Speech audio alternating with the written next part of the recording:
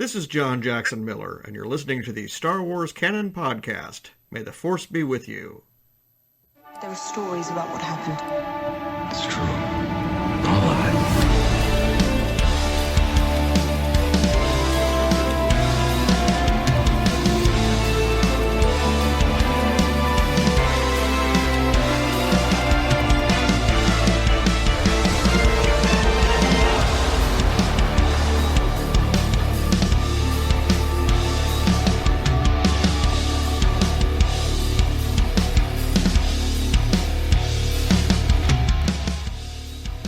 Hello, everybody, and welcome to episode 54 of the Star Wars Canon Podcast. Thank you guys so much for tuning in.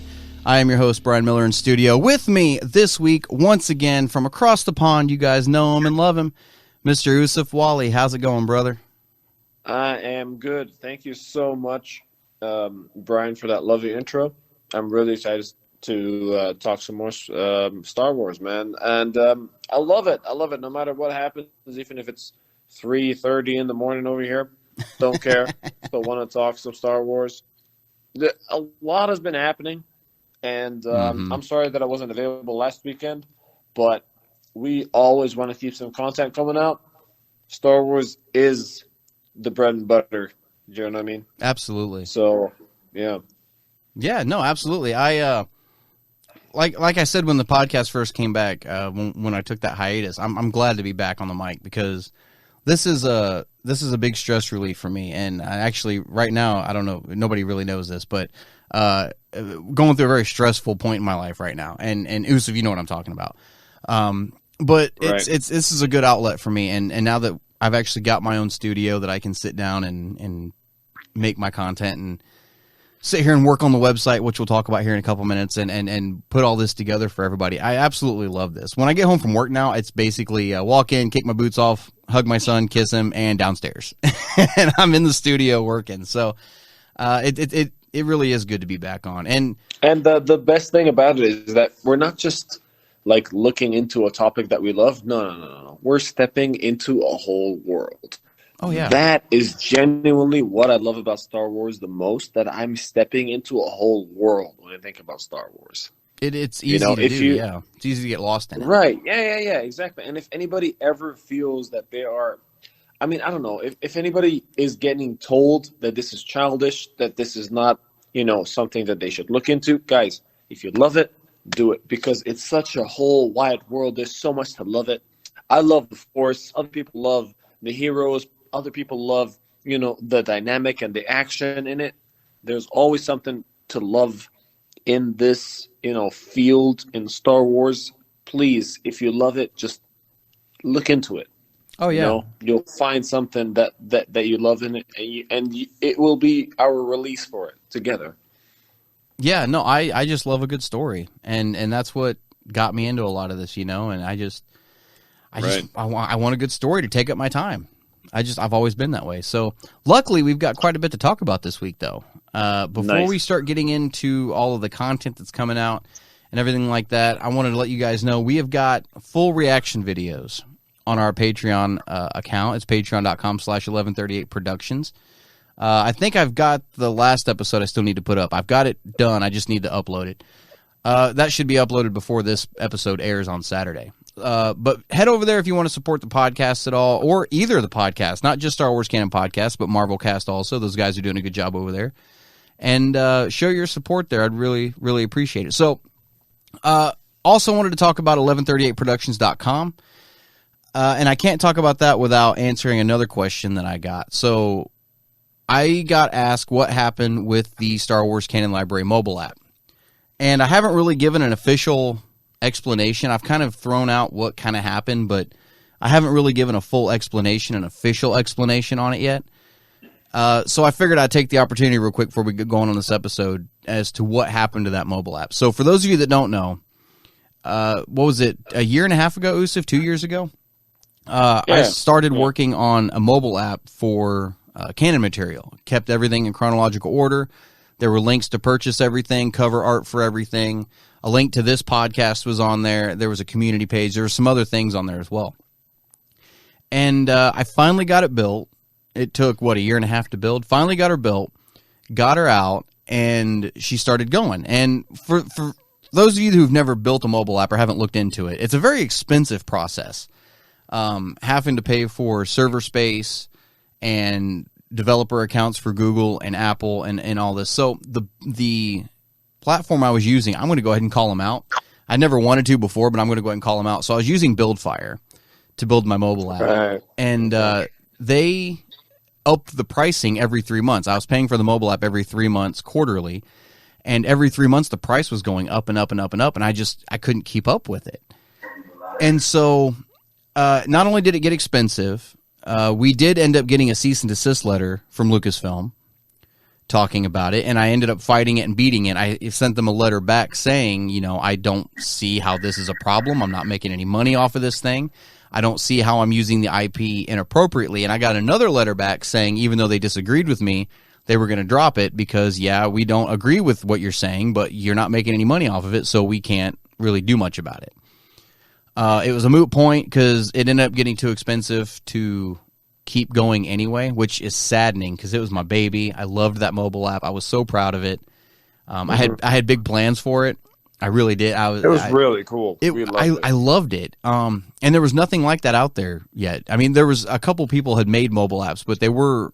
I don't want to talk crap on anybody else trying to do what I was doing, but they were incomplete, or they only focused on certain parts of it, or they were hard to navigate. You know what I mean? I don't want to talk badly about anybody that was trying to do the same thing I was doing. Your inspiration for doing this mobile app was the fact that you didn't see anyone else doing the same. Right. So there was no mainstream app. Lucasfilm had never put anything out for it. So not only Lucasfilm, but other fans as well. Right? I wanted to put something together for everybody that was very easy to use. And it was nice having the push notifications, like when new stuff was coming out, let people know new comic coming out on Wednesdays or a new novel on a Tuesday, and it was nice to be able to do that.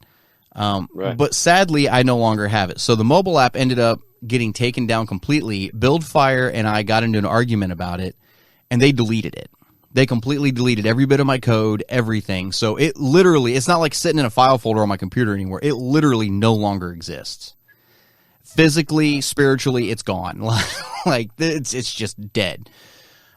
So I took the opportunity to kind of step back, and I was bummed. I was so bummed about it. And I started thinking about it, and I decided that not only was it easier to build, but it was cheaper as well just to do a website.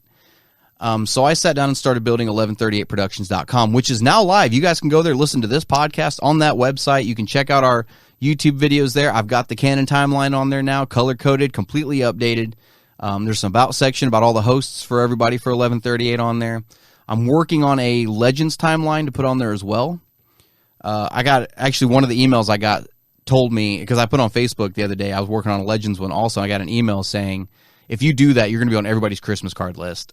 Like, if you have canon and Legends timelines, everybody's going to love you. So I'm working on the Legends. And Steven and JG, I've been talking to them about also doing a Marvel cinematic universe timeline with all the TV shows and everything like that. So it's going to be interesting, but 1138productions.com is You and I will probably be doing an Assassin's Creed timeline. And we have talked, we're going to, because I was talking to a buddy of mine, I was talking to my buddy Tommy, and he was telling me I need to do more than just Star Wars and Marvel. He was bringing up Star Trek and Assassin's Creed and Mass Effect, and Halo was the other one he brought up. And I'm like, holy crap, dude, like, this is possible, but you know how hard it's going to be to keep up? Like, once we start all these timelines, we have to stay on top of all of them. It's immensely hard.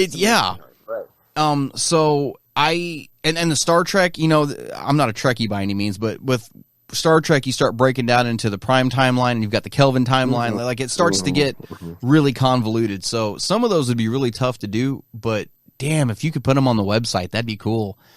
And I was like, well, I'll talk to the guys and see what they say. So yeah, we're talking about doing some other timelines and stuff as well. Basically because of how complete the canon one is. But that's what happened with the Star Wars Canon Library mobile app. It just came down to funding. But the thing is, I've set up 1138productions.com, the mobile version of it, as you can save it to your homepage on your phone, and it still works as an online app. So I've got it on my homepage on my phone where it just says 1138productions.com, and I click on that, and it's basically the mobile app. So I have a lot more control over it. I can build what I want to build into the website. With BuildFire, I was very limited with the features that I had. You had to like upgrade packages another $400 every 3 months just to have an extra couple features. Like, it was ridiculous. So this way, we own 1138productions.com. The website's very easy to maintain, and I think it's a lot more rewarding. I think it looks a lot better on a screen too, to be honest. So that is what happened with the mobile app. Yes, I was bummed about it, but it ended up being better in the long run, I think, with having the website. And now we can actually put the podcast on there and put the content we want on there. Because with Google, the other thing is Google, I had to buy a developer's account for that, and then same thing with Apple. And Google had their own rules about what could and couldn't be on there, and Apple had their own rules about what could and couldn't be on there. So I had two sets of rules that I had to follow, so it really limited me on what I could put on a mobile app. On a website, it's basically free game, whatever. I mean, everything goes, so that's what happened. I know a lot of people donated to the mobile app. I did put out, if anybody wanted a refund on that donation, to email me and let me know. I got no problem reimbursing you for that. A lot of people that I talked to said, don't worry about it, put it towards the website. So that is what's happened. I've put it towards the website to get it back to where it was now. So if you guys did donate for the Star Wars Canon Library mobile app and you're wanting that donation back, I got no problem with that. Send me an email at starwarscanonpodcast@gmail.com, or you can go to 1138productions.com/contact and you can send me a message there. I'll get it, and I'll get with you one-on-one, and we'll make that happen. So, not out to screw anybody, not out to hurt anybody. Absolutely. I always try to be fair is fair, So, anyway, now that I've talked about my dearly departed mobile app, let's get on with some of this other stuff that we got. Because I was starting to put show notes together tonight, and I didn't think it was going to be that big of an episode, and I didn't realize that we had this much to talk about. It's been a hell of a week. Yeah, it's been a lot. So let's kick it off. Something Richard J scared the crap out of me earlier in the chat when he sent this story. By the way, I did not comment, but I felt exactly what you did. Yeah, the tightening in the chest. I was like, no, how dare you, There's 2022. a piece of news which got shared, everyone, which just simply... Yeah. So the piece of news is... do you want to give the summary, or do you just want to? Well, or would you like to surprise the viewers? So Richard J sent a link right on chat, and on my messenger it just said he sent a link, and then he immediately sends a message in quotes that says nobody's ever really gone. And I was like, wait, what? So I click on it, and right above it I see a picture of John Williams in breaking news, and I'm like, no. Exactly. The man John is 90. You cannot do that really shit to me. Done. Yeah, right? And I was like, no, I'm not ready for this. I can't. Both of us just figured John Williams, the magical, amazing, legendary composer, it hurts is just no longer with us. That is what we thought, right? It scared me. I mean, that is what else do we expect? The man is old as heck anyway, right? He's 90. It's time. Yeah, I physically felt my chest tighten, and then I saw is composing the Obi-Wan Kenobi theme for the Obi-Wan Kenobi Disney Plus series, and I'm like, oh yeah! I got so confused. I was happy, but I was too. Yeah, I've never been so relieved in my life, and I was, oh, thank God! and good news on top of the relief, also. So, John Williams is not only composing the main theme for Obi-Wan Kenobi, but he's also working on a Steven Spielberg movie right now, which I don't remember what the name of it was, and he's also going to score Indiana Jones 5. The man's a beast. He's 90 years old and he's still going. He is a legend. John Williams is just the best. I didn't realize it until years later. My favorite film, believe it or not, Star Wars is my favorite saga, right? But my favorite movie of all time is actually The Patriot with Mel Gibson. I love that movie so much. And I didn't realize, I should have known just from the sound of it, but I did not realize he composed that film too. Film is just so iconic with the trumpet. It's just so good. That movie's a masterpiece beginning to end. I love it. So, but I didn't realize he had scored that film also. And after I realized it, I went back and listened. I'm like, holy crap, how did I never realize that? It's one of those things I felt like an idiot, but John Williams is composing Obi-Wan. So on the 45th anniversary of Star Wars, not only are we getting the return of Ewan McGregor as Obi-Wan Kenobi, but we're also getting a John Williams theme on top of it. May 25th cannot get here soon enough. I'm so happy about this. I can't wait. Usef. Yeah, I mean, I'll say something. So I mean, I remember way back, like before I was part of this podcast, you did an episode talking about your favorite theme I and remember music that, yeah. themes in Star Wars.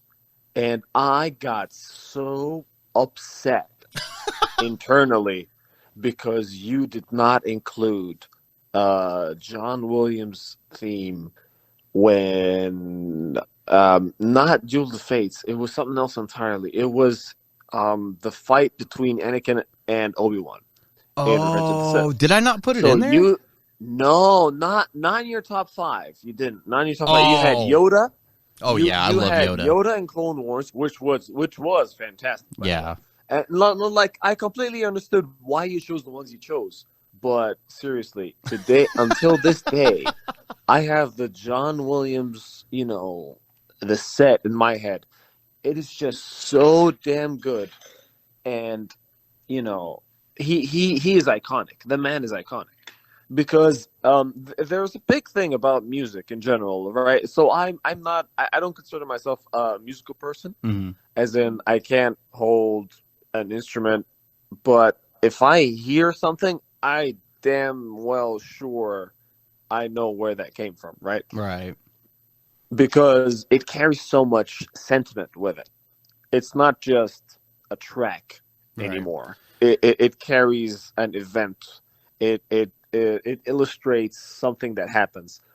So when this man has a certain style, and it has been the backdrop of such a big universe for such a long time, and then all of a sudden, I remember the first time when I found out that in Rogue One, John Williams would not be the composer for that film. I was surprised as heck, and I was disappointed, and I was not happy, and I was not expecting anything good. And then I stepped into that movie, and I was like, oh, I didn't need him. Now, the thing is that it's not like he was doing a bad job, so someone else stepped in and did a good job. Not at all, right? You have to understand that it was more of a completion. It was more of a, well, it's time for other people to come in and step in and do this sort of thing. And it's all about the feeling of what the mission is, the feeling of what the story carries, the feeling of what the characters mean, and so on. And that's what he did, right? Because he was the composer for example, the sequel trilogy. When I heard Rey's theme, I was like, oh, wow, this is so cool. Whether or not you love Rey, when you heard that theme, you were like, oh, wow, this is an orchestral piece on its own.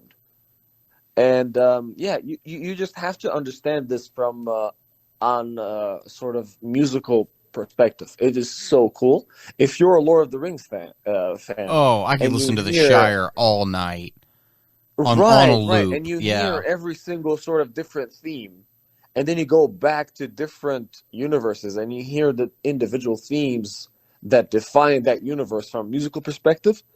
That is just so cool. That is how you see how important John Williams is. So Mr. Miller, what is the most important thing about John Williams returning? Well, the score of something, when you were talking about how much emotional weight that it can carry. A great example, a very recent example actually, is episode 6 of Book of Boba Fett, when Luke is running with Grogu on his back. And he climbs those bamboo sticks, and he gets up and he says, feel the Force, and you hear the Force theme. It brought a whole nother level to that, where I'm getting chills thinking about it, where it's almost, the score is almost a character in the film in and of itself.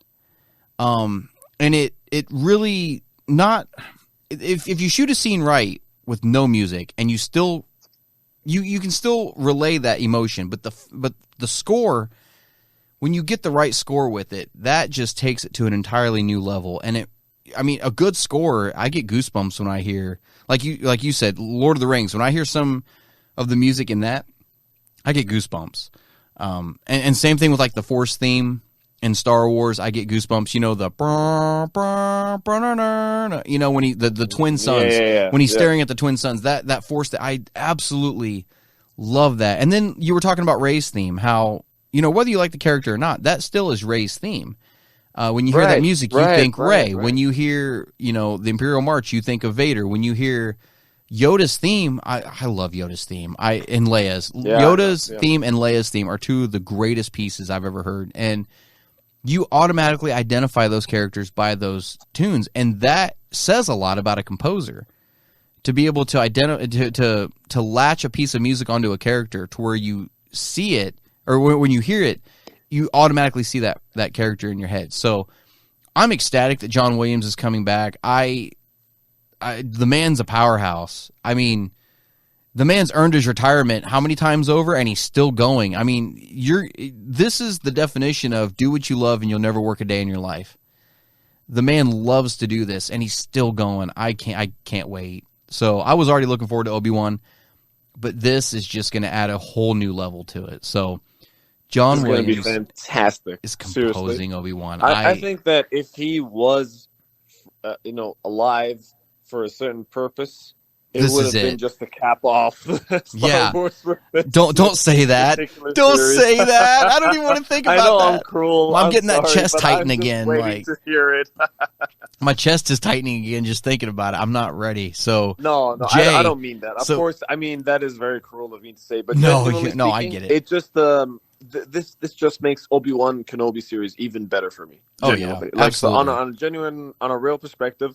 So we're all waiting for this series for Obi-Wan Kenobi. Yes. And for us to know for sure that he is going to be scoring this. Mm-hmm.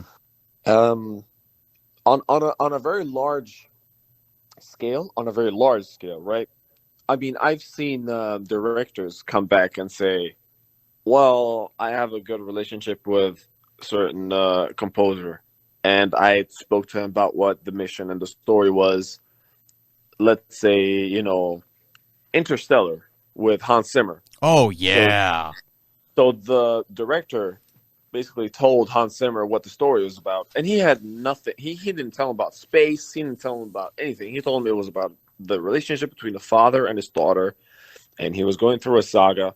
And the father feels like he let his daughter down. And everybody felt like he left. He basically left her and then came back to sort of work it out on his own mission. Right. So then Hans Zimmer had just a piece of the score out, and then the director came back and was like, well, I guess I better go on and finish the movie now.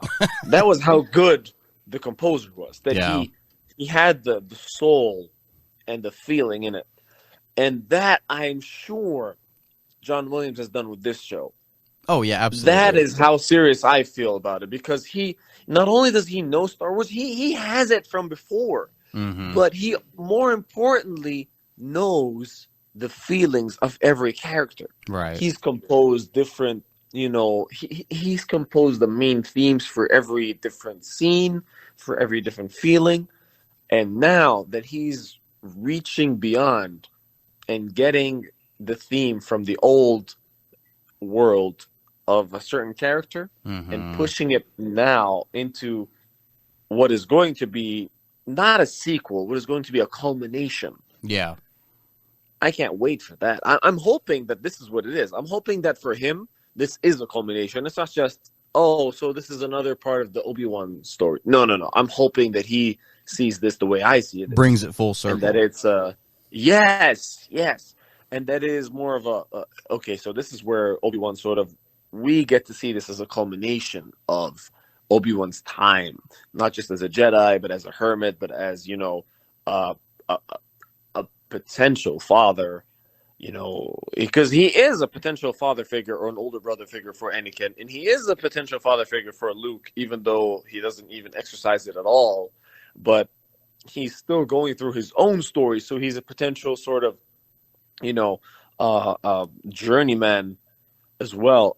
It is just so cool. I can't wait to see what they come up with. I just can't wait.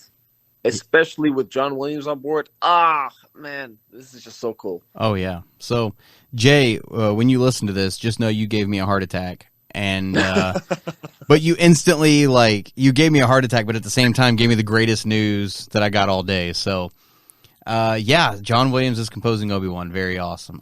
So we've got some new canon material to talk about. Actually, quite a bit of canon material to talk about. I want to talk about the most recent one that came out today first. It really pertains to what we do here at the Star Wars Canon Podcast. Lucasfilm Publishing has announced that, it's not Lucasfilm Publishing, it's DK Books. They're coming out with a reference book called Star Wars Timelines. It's due out in November of this year, and it's basically the entire chronological timeline of everything so far. Movies, TV shows, comics, books, games, everything. So this is a book I have to get my hands on. I've got to know. I'm going to compare my timeline against it. And I think this is going to be one of those books that when you open it up, it's got like the timelines laid out, so you just keep folding pages out of it. And it's got this massive timeline because it's supposed to be a visual thing. I'm really looking forward to this thing. And like I said, I really want to compare it to what I've put together just to see how accurate it is. And I'm not usually one on reference books. If anybody who's listened to the podcast long enough knows, reference material is not something that I usually get to add to my collection. So, Usef, what are you thinking of this Timelines book, and what are you hoping to get out of it? I'm hoping. Honestly, I'm hoping to get firstly some closure off of all the different items and the timeline. As you just said, like it's more of a visual item, and that is what a timeline hopefully is supposed to be, right? So, just like a visual specimen of what we should be looking at. And but what I'm hoping to see is, everything that we are talking about, the comics, the movies, the films, and the novels and the shows and everything, because we've been working on that. So that's what our website has been doing, and that's what we've been looking at as a timeline. We've been doing that because we need it, because Star Wars fans need that. So there's so much content coming out. We need to know what comes where. And yeah. And it's not just. So that is it. I'm not sure that this is going to answer that whole debacle, but I'm still looking forward to it because it will definitely be a piece of it.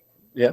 Oh yeah. No, and it's not just figuring out where everything goes, because there's a lot of things. Like when I made the timeline for 1138productions.com, there are a lot. I mean, there's a huge number of entries in canon that overlap with each other, and it's hard to kind of place them on the timeline once in a while. Like Lost Stars encompasses like 20 years. So, or I don't think I want to say it's 20 years. I think it actually is like 20 years. So there's only like one place you can put it on the timeline. If it wasn't 20 years, it would have been at least 10 to 15 years. Yeah, something like that. So, and a lot of these comics are, crossing over with each other and crossover event stuff, but there's times where novels are crossing over. Like you were talking about before we started recording, you're going to read the Thrawn trilogy. Thrawn Alliances and Thrawn Treason happened during the Rebels series. There's a break in Rebels where Thrawn disappears for a few episodes, and that's where one of the books is taking place. And then he comes back. Then he disappears for a few episodes. That's where the second book is taking place. And it's like, so placing them on a timeline is one thing, but I want to see it laid out like this, where I see how everything overlaps with each other and what was happening during certain events and certain pieces of canon. I'm really looking forward to this thing. I'm not going to lie, I feel a little territorial, where I'm just like, I've been doing this for how long? And it took 5 authors to put this thing together. You know what I'm saying? Like, but I'm really looking forward to this. So I think it's going to be a great tool for everybody. I think fans need something like this to put everything together. What I'm wondering now is when they come out with this November, are they going to be doing a yearly edition where it adds everything that came out over the last year? Because you can't just magically add stuff to a book. You know what I'm saying? So it's going to have to be one of those things where they keep coming out with an annual edition, kind of like the encyclopedia. Every year they come out with an updated version. So I'm looking forward to it. What do you think, Usef? You think they're going to come out with? I mean, it only makes sense that this would end up being a yearly thing, right? Yeah, but that is if it was a complete sort of timeline of of content. I don't think that that's what this is going to be. If I had to really bank on it, I'd say that this was just going to be a sort of basic sort of timeline. Something that was going to be a one-time thing, just to be like, oh, so this is what this and this and so and so. This is where the novels are at, and that's that. And then we can use that template to sort of add on to it.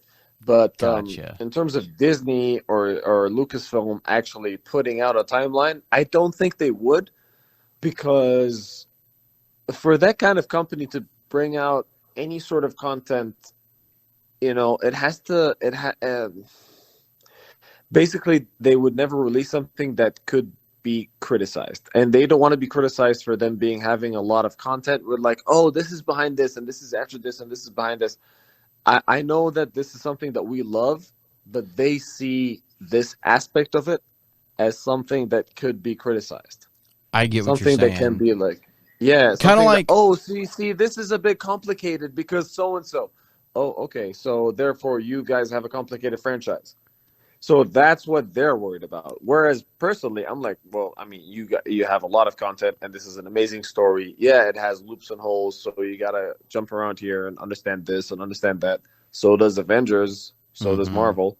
So does everything else. We'll see. So does Star Wars. With Marvel, though, I remember they did mess up their timeline with Spider-Man Homecoming. Yeah, they did. Yeah, because they put the wrong time period at the beginning of the movie. I remember that because everybody's like, well, now that doesn't match up with this, and then that kind of throws this off. It's difficult. It's very difficult. It is a pain in the ass to put. I mean, don't get me wrong, I love doing it, but this is a pain in the ass to put together and to keep it updated on a weekly basis. You know what I mean? Like, and reading it all on top of it.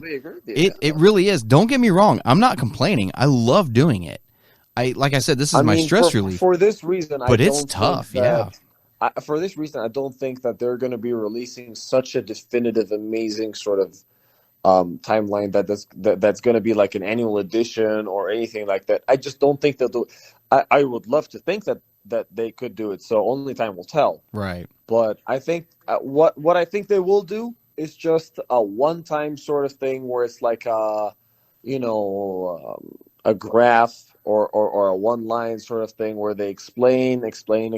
This comes first, this comes second. This is where this happens. This is where this happens. This is where these characters come into play, and and they will release alongside it a specific sort of set of series or a book, or they'll show where each of their major novels line up, so they can define this series of novels. The Aftermath comes here, the Thrawn comes here, Lost Stars comes here, this comes here. They'll sort of place those specific novels which they have as highlights. That's what I think they would do. Gotcha. Simply because they want to move on, right? So they are basically in this part of their career looking into the publishing side. So in order for them to clear the publishing side, they have to know and be clear on where each book is placed. Because that's how books work, right? Yeah, so that's what I think they'll do on the whole. Fair enough. Well, that is due out in November, man. So I'm definitely going to pick it up, though, because I think doing what we do here, I think this would be a great tool for us to have, because maybe we're dead wrong on something. Maybe because when I was putting the timeline together, there are things that I was like, well, I don't know where this goes. Like, for example, like Myths and Fables. It's a collection of short stories and dark legends. Those are in-universe myths. They're not like actual canon stories, and they don't say exactly where they take place. You can kind of gauge like where they would take place based off what's going on in it, but they don't come out and say this happens here, this happens here, this happens here. And so on my timeline, I just put, down at the very bottom, these stories are just in-universe myths. Don't exactly know where they go, but these are stories that somebody inside the universe could tell. I don't want to call them legends, because then you start confusing this with the Legends timeline. You know what I'm saying? So I just call them in-universe myths. But yeah, it'd be nice to kind of see where some of these land, because there's some cool short stories that I'd like to know where they actually go. So yeah, I'm looking forward to this coming out. So moving on, we have finally got an announcement on the High Republic Phase 2 titles, and the other day I was kind of surprised to be reading this and to see that they're going back another 150 years from the High Republic where we're at now. So the High Republic where we are now, I think, is 230 years back. I'm sorry, it's 200 years before Phantom Menace. So this is going back another 150 years, and they've announced the titles for the first 3 books and the comic that we're going to be getting. So going even further back, right? Going even further back, right. So before we move on with this, there's a piece of news that I guess we didn't really talk about on the podcast. It happened during the hiatus. IDW, I don't know what the story is, but IDW is not going to be making Star Wars comics anymore. I'm not losing any sleep over it. But apparently that license is moving over to Dark Horse, and I know that is some really good news for a lot of people because Dark Horse used to do all the comics for the Legend stuff. Excellent publisher. Dark Horse comics are just awesome. So we're moving back over to Dark Horse with High Republic come October. So let's go down some of these titles real quick. And we don't know anything about any of these books. All we know is they're going back another 150 years. So we're going to be introduced to a whole new group of characters, with a whole nother thing going on that we've already gotten from the first High Republic. So the Del Rey novel that's going to be coming out, the first adult novel, is called The High Republic Convergence. It's by Zoraida Cordova. She wrote A Crash of Fate, The Galaxy's Edge, A Crash of Fate, and she's written some other things in High Republic, and she wrote some short stories from a certain point of view. The next one is the kind of young adult reader. It's called The High Republic Path of Deceit. It's by Tessa Gratton and Justina Ireland. The young reader is going to be The High Republic Quest for the Hidden City. George Mann is writing that one. He's the one that wrote Dark Legends and Myths and Fables, so really excited about that one. I love anything he touches. George Mann's an awesome writer. We've got a Dark Horse original graphic novel coming by Daniel Jose Older, who wrote Last Shot. There's a Marvel series coming featuring Porter Engle by Charles Soule. Charles Soule is the writer for a lot of the Vader runs. But Porter Engle is a character in High Republic that is really interesting. Like, he's kind of an enigma, really. He's mentioned in Light of the Jedi, and you really don't see him a whole lot in the next few novels, but he's kind of a cool Jedi. High Republic, the comic by Marvel, is getting a relaunch in October, and Cavan Scott's going to be heading that up. But the big comic that I'm really excited for is Dark Horse is doing a High Republic series called Quest of the Jedi, written by who I consider the queen of canon, Claudia Gray. I've never seen Claudia Gray write comics before, and I'm really excited about this. Usef, I know you haven't really dived into High Republic just yet. I know you haven't dove into it. Not dived. I'm an idiot. You haven't dove into it yet. But I'm trying to think of how to ask this without asking you something that I know you haven't read, and it's hard to do. What are these? Which are these kind of? I know we don't know anything about the novels, but which of the comics kind of piques your interest a little bit? Okay, if any of them. Yeah. I'll be completely honest. I mean, the comics that piqued my interest at the moment, just off of that news, I'll have to base it off of the writers, right? And just as you said, the Claudia Gray comics. I've never seen or heard of Claudia Gray comics, so I'm gonna be really interested in what she has to write into here. If I had to say something here for the benefit of our readers, it would be if any of our readers has not yet read High Republic, as have I not read. I haven't dove into High Republic at all yet. Don't fret. You gotta just catch up, which is what I'm doing, right? I'm catching up to a certain level, and then we're gonna dive straight into it. So it's okay. We're not behind. We're gonna get through this. We're gonna catch up and dive straight into High Republic. But I'm really excited for the comic book series here because there's so much to look into. I'm loving this. I'm loving the fact that there's so much content coming out for different periods as well. Mm-hmm. This is my favorite thing about it, honestly. It is difficult, and I'm worried about it because I am worried about being left behind. I'm serious. I've never felt this way about Star Wars before, but I'm feeling it this way now. But that being said, it is possible to to come back and conquer this, and it's going to be fantastic. This is what I'm happy about. No matter what happens, it's going to be fantastic content. Every single title here and all of the stories coming out is all important, and it all, it sort of expands the experience that I'm feeling with every character, with every story, and that is the best thing about it. Does that make sense? Oh yeah, absolutely. What I'm looking forward to the most about this is I'm kind of curious about it taking place 150 years before Phase 1. So that's kind of got me why? Why are we going back like that? Because The Fallen Star ended on such a note where you're like, oh my God, we got to wait to find out what happens after that. So I'm assuming with this phase they're going to go back and tell the prequel kind of what led up to this, and then when they come into Phase 3, they're going to go back and kind of like the original trilogy, the prequel trilogy, and the sequel trilogy, the way they kind of told them in that order. I feel like that's what they're doing here also. So going back 150 years, a lot of these characters that we know and love now from High Republic, the ones that are still with us, they won't even have started. They won't even have started their journeys yet. Yeah, they exactly. Even have been born yet. So Yoda would still be there. And some of the aliens, depending on their lifespans, I think you could still get away with having a few of them there. Oh, this is an important note. How important is Yoda in the High Republic? High Republic. He's been mentioned a few times in the novels. He's more in the comics than he is the novels. I don't even actually, if I'm remembering, I don't think he's even popped up in a novel yet physically. I know he was mentioned in Light of the Jedi. And when he is mentioned, he's mentioned as an important character, as a normal character, as Master Yoda. He's just mentioned as Master Yoda. Right. So he is in the comics, in the comics though, he's still training younglings like we saw in Episode 2. But he's out on a Star Cruiser with younglings, and they're kind of like real world learning, like real world experience. And he's got an alien with him. You guys don't yell at me because I can't think of his species off the top of my head. The same species as Masameda, as Grand Vizier Masameda, blue, big horns. I can't think. You guys are probably yelling at me, but I can't think of his species right now. But his name is Buckets of Blood. That's actually his name, is Buckets of Blood.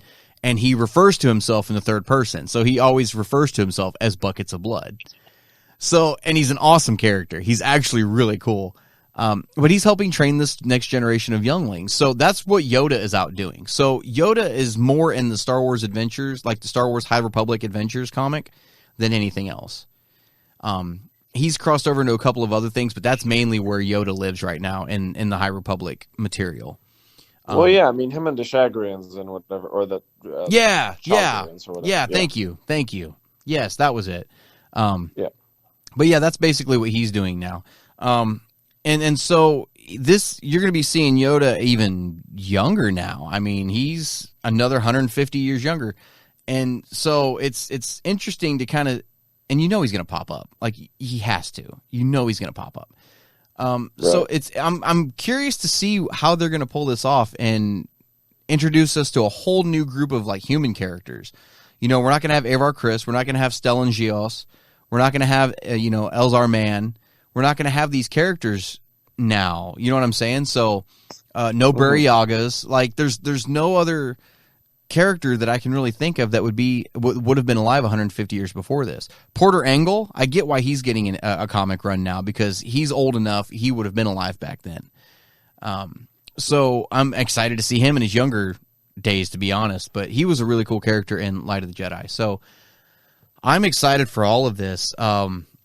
Not to make you feel like you're getting left behind, because I don't want you feeling like you're getting left behind, Usef. But I'm glad I'm caught up on all this stuff right now, so that when this starts coming out, I can go. But I don't want you or anybody listening to feel like they're getting left behind if they haven't read High Republic yet. This is something that High Republic is a different breed of Star Wars writing, and it's a different it's because it's a new era and it's all these new characters. People who haven't started it yet, I don't want to say they're getting left behind. If it was stuff that happens during the Skywalker saga, maybe, but this is so far removed where you could go anytime now. The whole first phase is done. So at any point now, when you decide you want to get into High Republic, you've got an entire phase there to jump into and just dive in head first and really immerse yourself in that era. And you're not really in a rush. You know what I mean? So it's kind of like watching a television show episode for episode, or you can wait until it's all over and then binge it. So I'm like, with these books, I'm episode by episode, but a lot of people could just come in and say, screw it, I haven't watched any of it yet. Let's just start beginning to finish and just go through it. So it's a different experience either way. Whether you're catching it or whether you're reading it as it's coming out is one experience, and binging it all at the same time is a different experience. So, Usef, when you get through Phase 1 of High Republic, I really want to sit down with you, and we can do it on an episode, and really talk about your experience with High Republic compared to mine, having to wait in between all these books as they're coming out. But I really want to get that perspective. Really looking forward to it, especially because I heard from Stephen and JG that so I had mentioned earlier a lot that my favorite genuine thing about Star Wars is the Force. Mm-hmm. That is it. Like, it is my clearly defining factor, right? And I love a good baddie, but no matter what happens, the struggle or the objective or the struggle or the cause is always tied to the epicenter of the story, which I love. In this case being the Force. And it is just so prevalent and is so dominant here in the High Republic that is so cool in a different way to what our normal trilogies have shown us. So Stephen and JG have talked to me so much about it. I just can't wait to read it. So I haven't read it yet because I'm just waiting to make sure that I'm caught up on what is existing, right? In Star Wars, to make sure that I can sort of put this behind me and just jump into High Republic. So I'm hopefully, before the next few months, let's say, maybe my target is 2 months from now, I'll be jumping into High Republic. That is my target. I'm excited to hear what you have to think about it, because to give you just a little bit of an idea, this is going to be completely out of context. Yeah, sure. Because you're talking about the Force and stuff. There's talk during some of the novels, because of something that's happening, of the Force having an injury. There's an injury in the Force, so there's talk of it where it's referred to as an injury in the Force. You're gonna love this. Okay. If you're into the Force thing, they really get into it. So, and that's just in one novel in particular. I'm not even gonna tell you which novel it is, but there's talk of something happens and the Jedi are questioning themselves, like, and at one point it's referred to as an injury in the Force. So, or the Force suffered an injury. That's what it was. The Force has suffered an injury. So it's really cool to get into. There's a lot there, and it really gets it doesn't get into a lot of lore, but it writes a lot of lore. So I think you're really going to enjoy High Republic, and I'm really excited to hear what you have to say about it.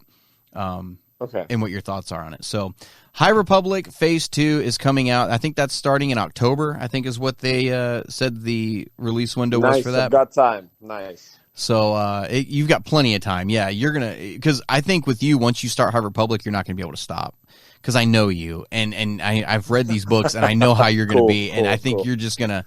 I think it's going to be one of those things where you're just like... I'm going to tell you right now, make sure you've got the next one lined up before you finish the one you're on. Because you're not going to want to stop. I guarantee it. Gotcha. All right. Coming out in August 16th to be exact. This was just announced on Valentine's Day. How appropriate. The Princess and the Scoundrel by Beth Revis. This is going to be the story of Han and Leia's wedding on Endor. This is something we haven't seen in canon. We've seen a reference to it, but we haven't actually seen it play out yet. And what I'm worried about, and even though the article said it wasn't going to be this, I can't help but still worry. Their honeymoon is on the Halcyon Star Cruiser, which is now the resort at Disney World. The Star Cruiser, you pay like $6,000, and you go spend 3 nights in this thing, and you're in character. You know what I'm saying? I don't want it to turn into a commercial for that. And I know in the article it says they're trying not to, but I know I remember what they did with Galaxy's Edge.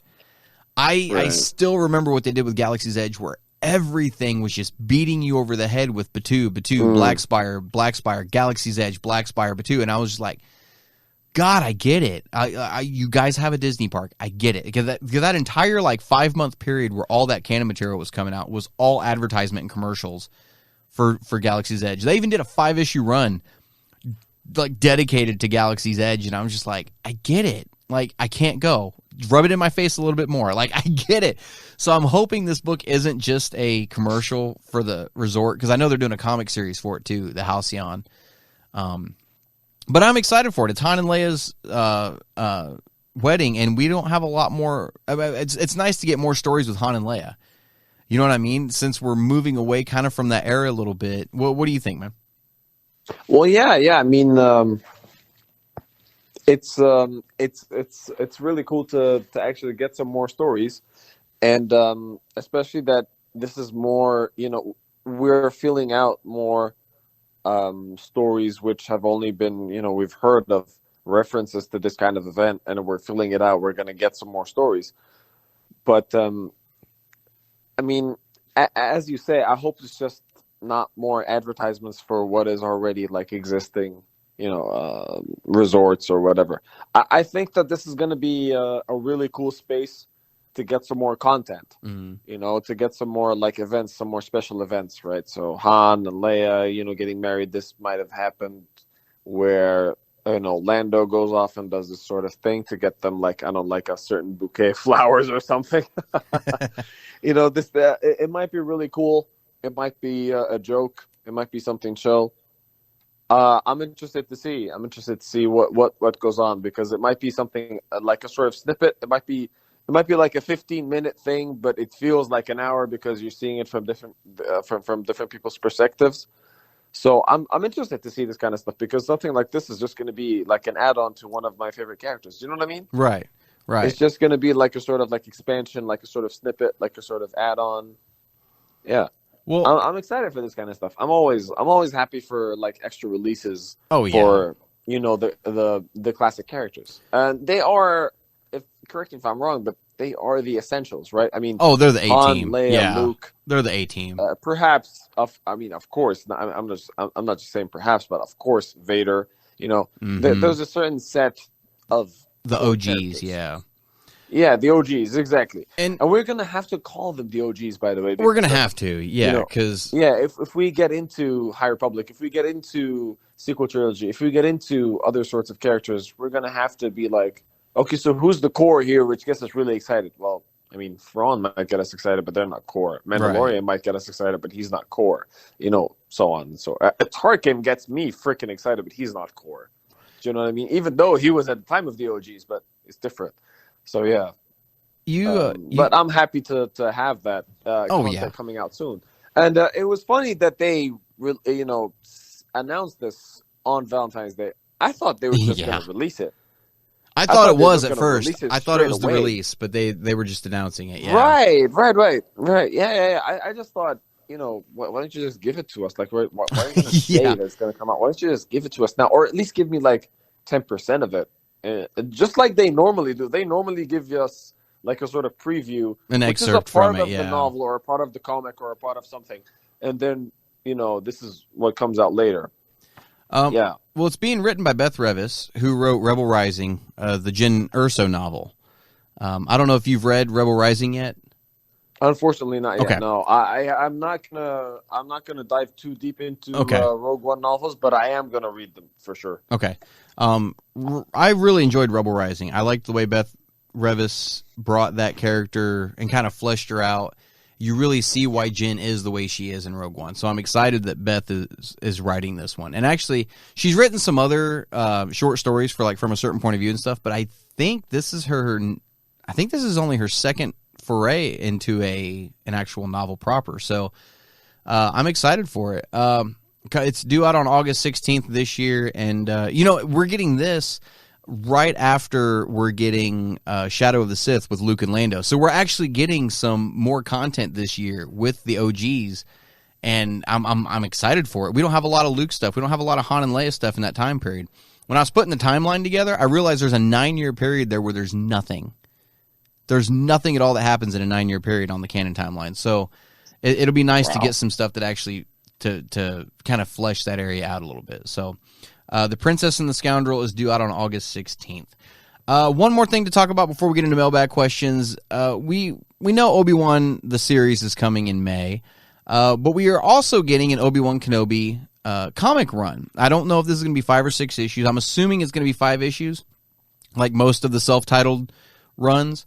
But we got a little bit of a synopsis for issue number 1 for this. And the Obi-Wan comic number 1 says, as he spends his final days in the remote deserts of Tatooine, Obi-Wan Kenobi takes time to reflect on and record key moments of a heroic life long lived. Writing in old leather-bound journals from his hermit's hut, Obi-Wan remembers his days as a young Jedi initiate, his trials as a Padawan, the crucible of Jedi knighthood and the Clone Wars, and some of the earliest challenges he faced as a true master of the Force. In this tale, the first issue, Obi-Wan considers a watershed youngling adventure he narrowly survived on Coruscant when he was but 8 years old. This is just the beginning of his journey. So I'm assuming every issue of this is going to be another story of Obi-Wan progressively getting him closer and closer to where he's at on Tatooine right before the events of A New Hope. I'm excited for this. We're going to have the first issue out for this when the Obi-Wan series drops. So you think these are going to go hand in hand? Yeah. I mean, either hand in hand, or at least give us some more content to latch onto for Right. some sort of expansion or like a focal point. Especially for this kind of character, it's really important to have like a rhythm for them. They always do this, right? So they build up a certain series with a climax. They build up a certain series with a climax. So I think this is what's going to happen at this point. It's nice to get some backstory on Obi-Wan also. I mean, we already know. Oh, yeah. We already know a lot of it's been Obi-Wan. missing, Yeah, but there's certain things, because it actually talked about, I think it was 5 different times they talked about his days as a young Jedi initiate, which I'm assuming is this first story when he's 8 years of age, his trials as a Padawan, the crucible of Jedi knighthood in the Clone Wars, and some of the earliest challenges he faces as a true master of the Force. So that's 5 different time periods right there. I remember in Legends there was, I don't remember the name of the series, and I think it was Jedi Apprentice, actually, now that I think about it. And it was tales of Obi-Wan when he was growing up before Episode 1, with Qui-Gon as his master. I remember reading some of those in school, but I'm assuming a couple of these stories are going to be taking place during that time period. And those novels were Legends. I don't know if I said that, but it's nice to actually get some Legend stuff leading up to that and to really get into Obi-Wan. Because I remember saying, I think it was 2 episodes ago, or maybe it was I don't think it was an episode of the podcast. I think it was when the Obi-Wan announcement happened, and I made a YouTube video talking about it. I said during that video, I really wanted a deep character study on Obi-Wan because he's a fascinating character. He's one of the most complex characters in Star Wars. He is one of the most complex, and absolutely. He's 100%. been through some shit. I mean, this guy went through everything that you could possibly throw at him. He watched his master die in his arms. He lost his best friend to the Sith. If I had to choose one character, he is my favorite character. He watched 100%. Satine die. And his arch nemesis that killed his master came back, and he never broke. He never once broke. He walked the path of the Jedi the entire time, and I wanted a deep character study on him. Not break at the end of the so-claimed main story arc of his character. He had to face his favorite own brother, younger brother, his failure. He had to face his failure. Yeah.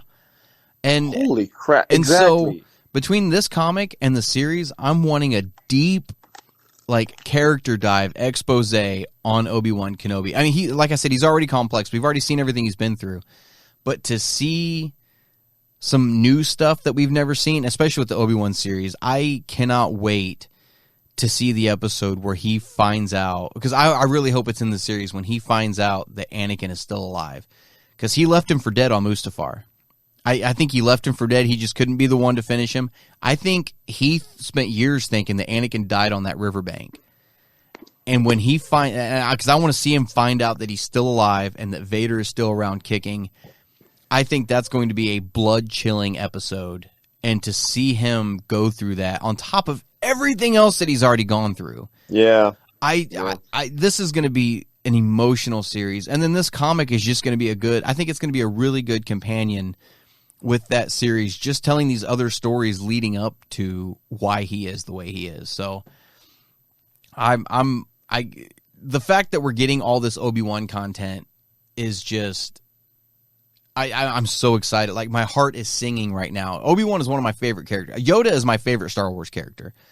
No, Obi-Wan is my favorite. And Obi-Wan is like a close second for me. Like, he is such a good character. And the fact that Ewan McGregor has breathed new life into that character with the prequels, and now he's going to get a chance to do it again. Hands down. Exactly. We are getting him at his literal sort of, this is the last time we're going to get him at his best. Yeah. Yeah. So I've never been more excited for anything. And I don't look forward to like 5-issue runs that are coming out, because I know Han Solo and Chewbacca is getting a 5-issue run here before long. I don't usually look forward to the self-titled 5-issue runs. This one I'm really looking forward to. I'm really excited about this one. So that is due out in May. I don't think we have an actual release date, do we? Or we do. Issue 1 is May 10th. We do. Yeah, May 10th. Yeah, it's 2 weeks to the day. Is that right? Yeah, no, almost 2 weeks to the day before the first episode of Obi-Wan. So looking forward to that. Cannot wait. Guys, let's get into some mailbag questions. We only got time for a couple. We're already going over an hour. But I think we got a couple of really good questions this week. Before we get into them, how do you get a question on the Star Wars Canon Podcast? It's very easy. You can email us at starwarscanonpodcast@gmail.com, or you can visit 1138productions.com/contact.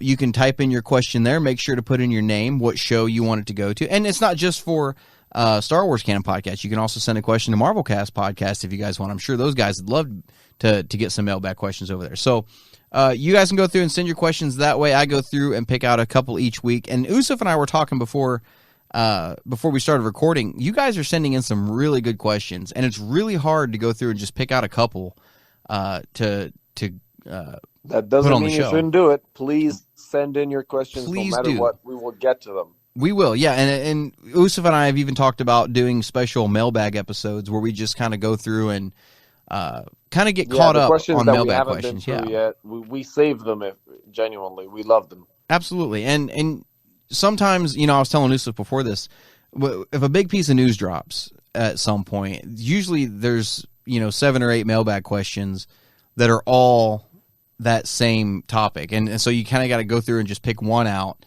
to use for that topic. So, right. So if you guys send in a mailbag question and it has nothing to do with like the actual events going on in news or new material coming out, you've got a better chance of getting it on the show, of having it stand out a little bit. So keep that in mind when you're sending in your questions. But we got a couple of really good questions this week. I'm excited to get into these. So let's just jump right into this. You ready, Usef? Yep. All right. Let's go. First question this week comes from Aaron Turner. And Aaron writes and says, do you consider deleted scenes canon? My dad and I are fighting about it, and we agreed that you guys should be the deciding vote. May the force be with you. Thanks for the question, Aaron. No pressure, right? No pressure at all, man. And he didn't even tell us who was on which side, which we have to be completely objective here. So, Usef, do you want to go first? Sure. I don't want to, but I'll let you. So the thing is, right, do you consider deleted scenes canon? My genuine answer is yes, they are canon. Here's the thing. Deleted scenes are scenes that were written for a certain story, and they were in the story, in the film, or in the series. And just because they weren't aired doesn't mean that they're not part of the storytelling experience. This is the face value of it that I have.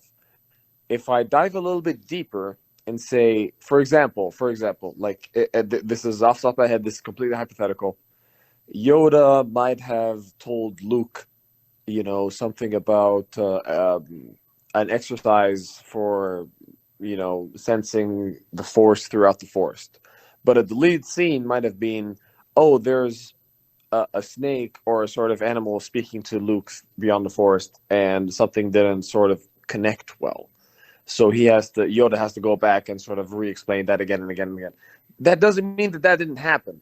If it's a deleted scene, it just means that it didn't get shown right then and there. Does that make sense? So a deleted scene, in my opinion, is therefore still part of the story, just not shown. That's my opinion on the matter. This is my opinion. Yeah, right? that's all we can do. Yeah, because we don't have a definitive answer on deleted scenes. Now, see, the only way I could get an answer is if have had the deleted scenes either shown or canceled before, and we'd see a trend, because that trend would then sort of confirm it. Right. Do you know what I mean? Right. I see, and I don't fully disagree with you. My outlook is more of this. There are deleted scenes that make it into like novelizations and comic books, which makes those canon. There are some deleted scenes that I don't personally consider canon. Well, here's a good example. So, Rey's third lesson in The Last Jedi. Right. I think this is a great example. We never saw that scene in the film. Yes. It was shot, and it was on the Blu-ray. It's on Disney Plus. You can watch it. Exactly. And that doesn't mean that didn't happen. Right? But it's in the novel. In the novelization, that scene happened, and the novels are canon. So I assume, and I look at that scene as canon. All right, even though we didn't see it in the film, I consider that scene canon. My favorite deleted scene of all time out of any Star Wars movie ever is in The Empire Strikes Back, and it's during the Battle of Hoth, where Han and Leia are running through the hallways trying to escape the Empire, and 3PO's chasing them. There's a door that 3PO walks past, and you can see it for a second in the official film, or in the theatrical film, where it's got like a yellow and red label on it. And there's this whole side story of Wampas being rounded up and kept in a certain room on Echo Base because of how dangerous they were. And that was the room that they were in. And 3PO in the deleted scene tears the label off that door and runs. And the stormtroopers come and open the door, and a Wampa reaches out and grabs the stormtrooper, pulls it in, and the door shuts. And then Vader walks up and just stares at the door and walks away. That's my favorite deleted scene of all time. It never happened in the films. There's an IDW Star Wars Adventures comic that scene is in now, which makes it canon. So that did happen right there at that point. We just didn't see it happen. I'm of the mindset if they're not in the film, they didn't happen until we see them somewhere else, and unless they pop up in a novel or a comic book somewhere. Right. I'm of the mindset they're not canon until we see them somewhere else. You know, the novels are a great example for that. There's a lot of deleted scenes. Force Awakens had a lot of deleted scenes, a lot, and almost all of them are in the novel. But then you start looking at stuff like some of the deleted scenes from The Force Awakens they used for Episode 9. So, like, a lot of the Leia stuff, because, you know, we don't have Carrie Fisher anymore, rest in peace, and she didn't get to film Episode 9, so in order to do that, they had to take deleted scenes from Episode 7 and reconfigure them into scenes for Episode 9. That means those scenes did not happen in Episode 7 now. They couldn't have. The same thing didn't happen a year apart. You know what I'm saying? And the same dialogue. And some of the things she said during those deleted scenes, I don't consider those canon anymore because now they happen during Episode 9, those lines of dialogue. It's like we were talking before we recorded, Usef. My opinion is it's a case-by-case. You just have to look at each one individually. It's not like you can say all deleted scenes are canon or no deleted scenes are canon. I think it's a point-by-point case where you got to look at this one and say, okay, well, is it anywhere in canon? Nope, not canon for right now. Oh, this one popped up in a comic? Then that happened. You know what I'm saying? So that's kind of my mindset on it. Right. But we don't have a definitive answer on that. I mean, I wish we did. I think somebody, if I'm not mistaken, I think it might have been Pablo Hidalgo did come out and said he considers them canon, but I don't think that's like an actor coming out and saying, well, this is what happened with my character. Well, you're not in a position. I mean, Pablo Hidalgo is in the story group, but I don't think he's officially come out and said that they were canon. Did he? How about this? In order for us to answer, Aaron Turner, let's at least speak about the deleted scenes for the films, right? Mm-hmm. So for the films, we get deleted scenes like, Han Solo having some extended dialogue with Jabba. You know, there's basic stuff that we can see, right? Which is never ever going to be challenged. Mm-hmm. That's what makes it, for me, canon. Like, this stuff is not going to be, oh, that didn't happen. Well, it's already been acted, right? So it's fine. Do you know what I mean? Okay, well, here's an example. So I think this is a really good example for why I don't consider them canon until we see it somewhere else. Okay. Episode 3. There's a scene, there's a deleted scene where General Grievous kills Shaak Ti. Right. Shaak Ti has got 3 different death scenes. Like, so I don't, and she, I don't see how the deleted scene. Which one of them? Yeah. Which one is it? Yeah, exactly. So, like, you can't, like, I don't like the words headcanon. I hate the words headcanon. Because it's people picking, their own version of what happens. I get it. I get where people are coming from, but I don't like having headcanon. I'm a very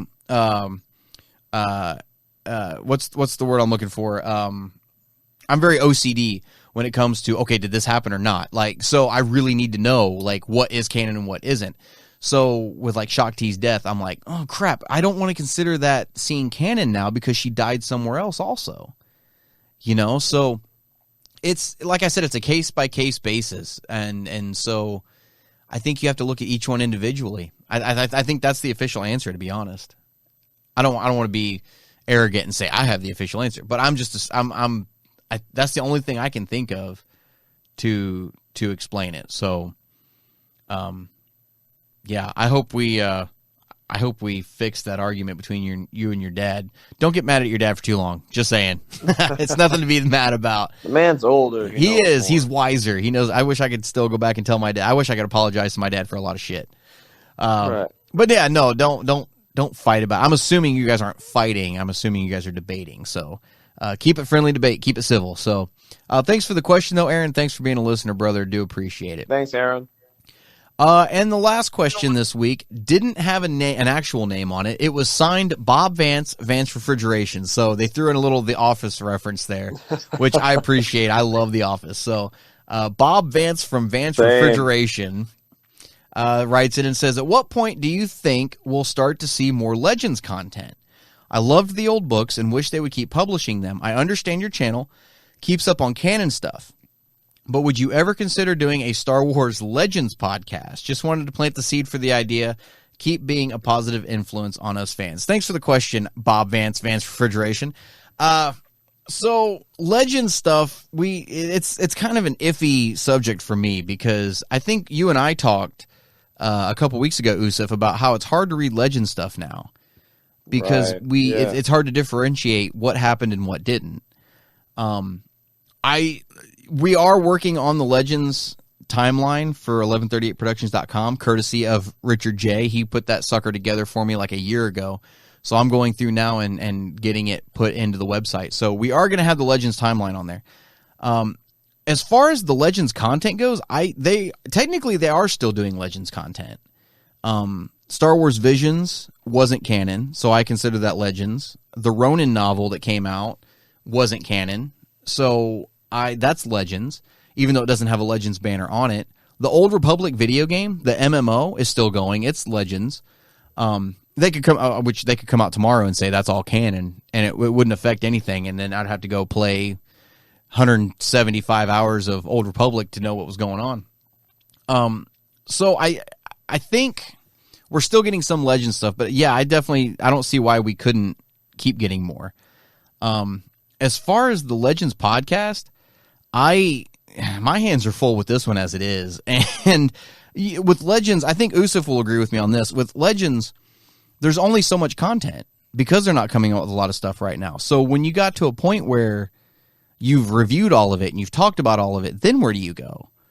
You know what I mean? So don't get me wrong, there's years of content there, but Richard J is he's the Legends guru of the group. So, Usef, have you read any of the Legends stuff at all? I mean, I don't think I've ever asked you about that.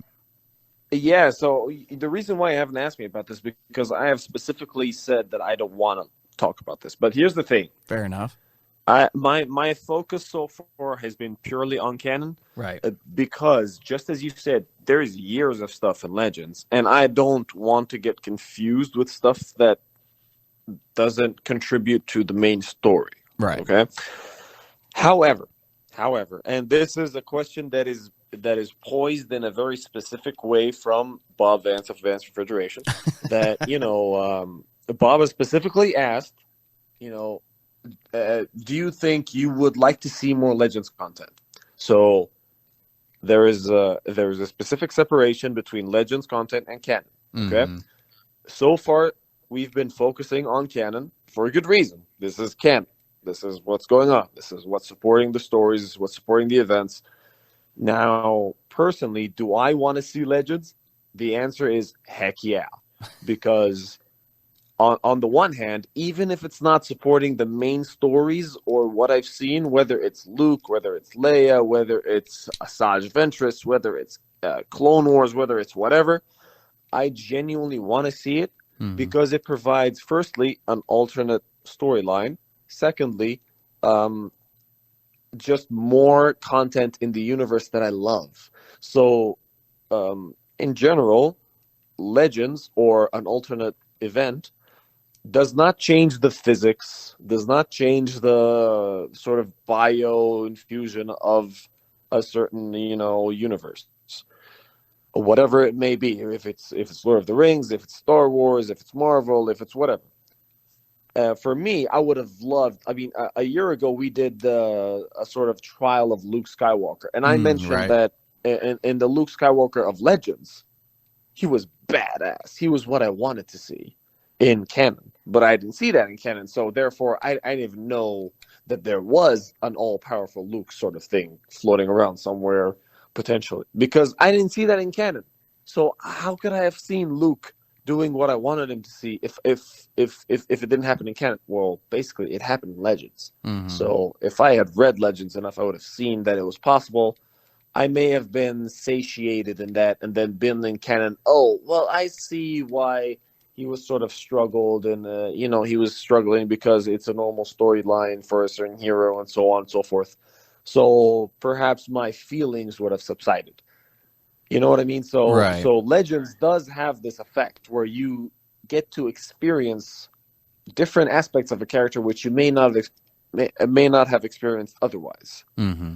On the other hand, as well, Legends is so good that imagine if you saw Cody, coming back, sort of speaking to Obi-Wan at a certain level after the aftermath of Order 66, right? Mm-hmm.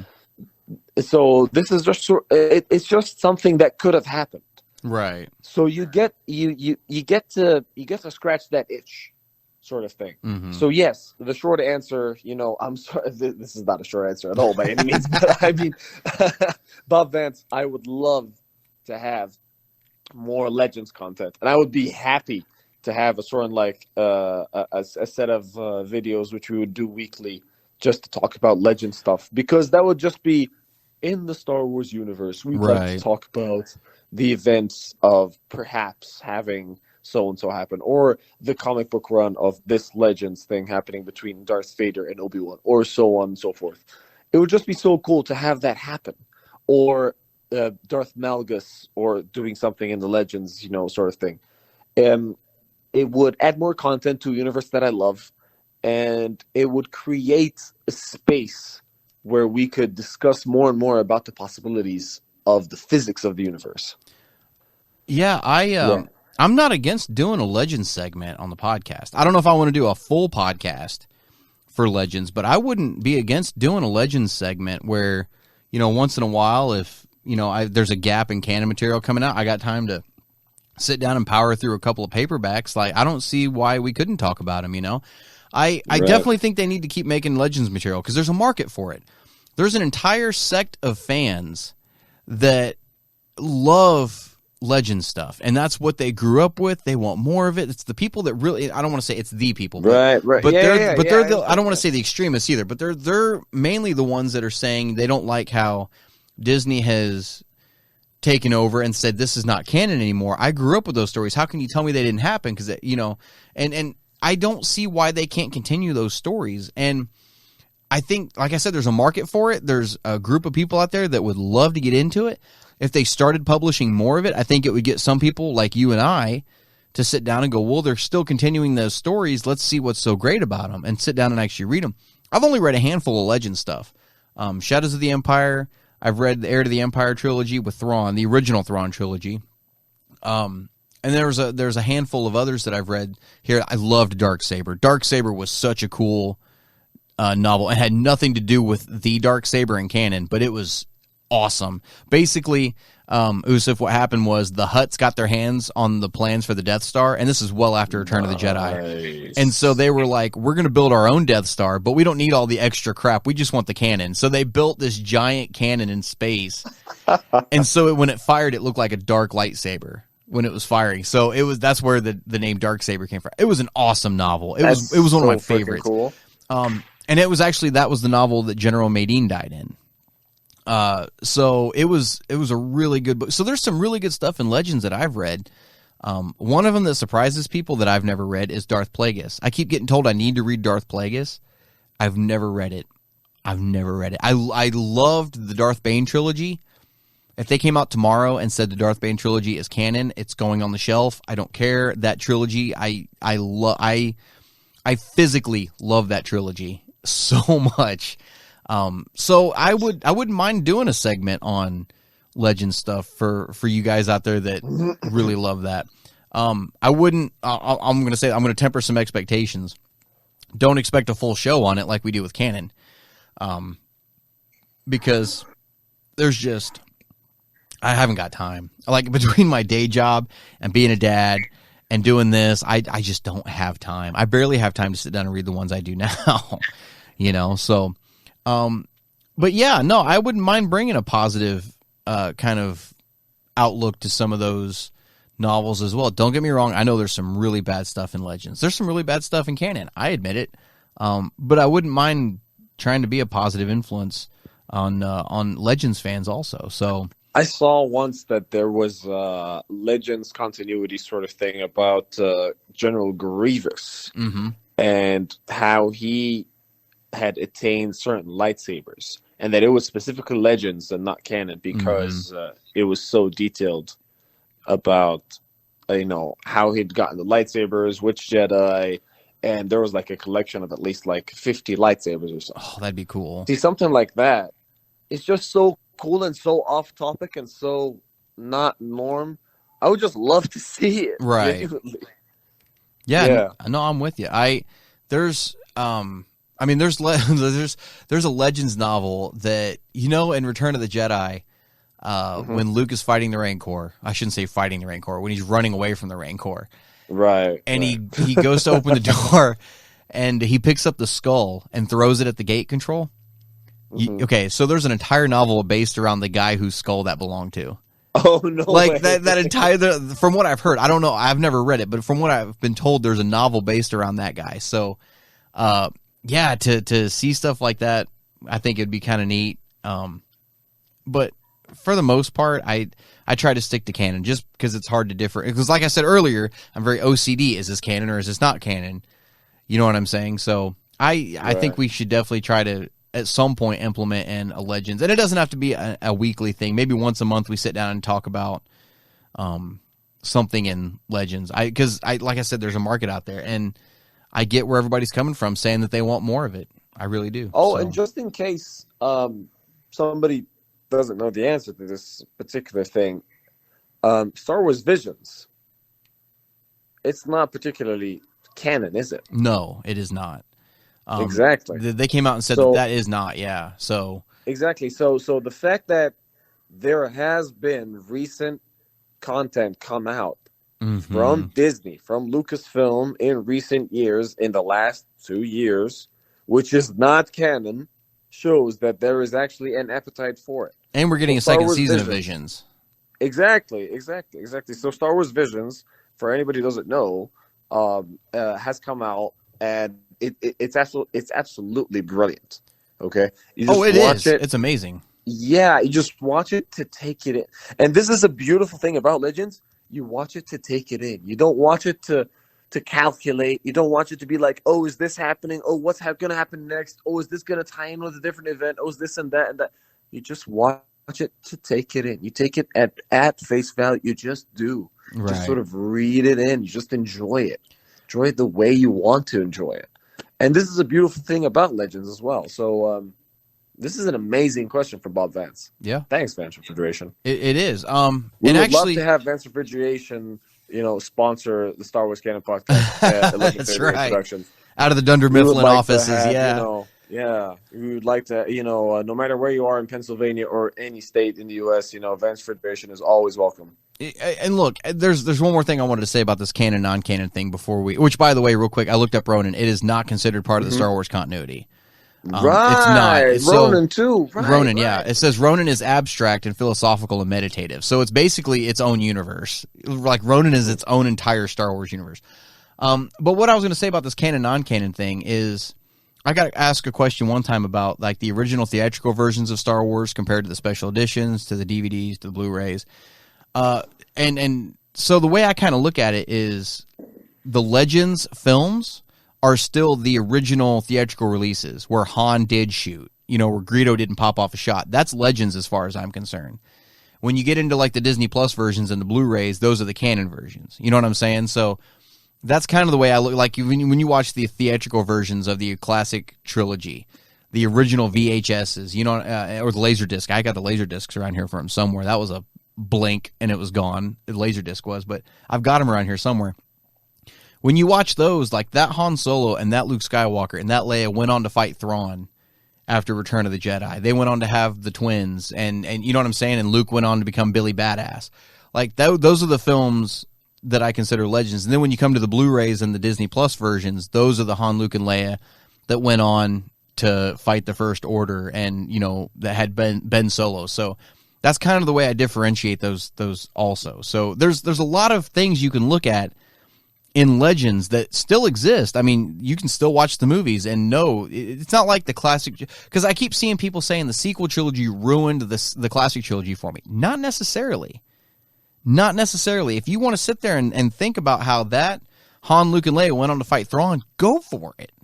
You know what I mean? That's still available to you. Nobody's telling you how to think. They're just telling you what is legally canon and what isn't. So, it's a good question. I definitely want to see more canon stuff. So thanks for the question, Bob. Do appreciate it. And I think that's going to do it for us, man. We're at an hour and a half. That was a good episode. Real good episode. Yeah, absolutely. Anything else you want to throw into the mix before we sign off for the week? Honestly, I just want to have all of our listeners try to message us. Tell us what you're looking for. Brian, JG, and Steven and I are going to try to make sure that we bring out some more content at what everyone wants to listen to.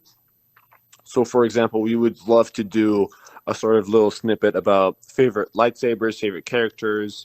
So we'd love to hear from you what you want to hear. If you want to hear some more story time, if you want to hear some more history about certain things in Star Wars, analysis of certain events, whether it was video games, whether it was characters and arcs that relate between the video games and movies, like Fallen Order, for example, or anything else, please let us know in the comments. Let us know in private emails. Just get in touch. You know how to get in touch. We'd love to hear from you. Absolutely. I think next week we're going to be talking about some Star Wars villains and ranking them on how cool we think they're. Not how badass they are, but how cool. Because in canon, there's been some really cool villains that never made it out of their own books, which is really heartbreaking because there's some really cool bad guys and out we'll there. be posting that on our website, which has been, being updated regularly now, thanks to you and your efforts. Oh, no, we're getting there. That's one of the biggest things, too, is trying to keep everything consistent. 1138productions.com, right? Yeah, yep. So if there's nothing else, so hope you guys have a great week. Can't wait to talk to you guys next week about some more news coming out, and hopefully we'll get something next week. So until then, guys, this is Brian and Usef signing off, and may the Force be with you guys. May the Force be with you guys.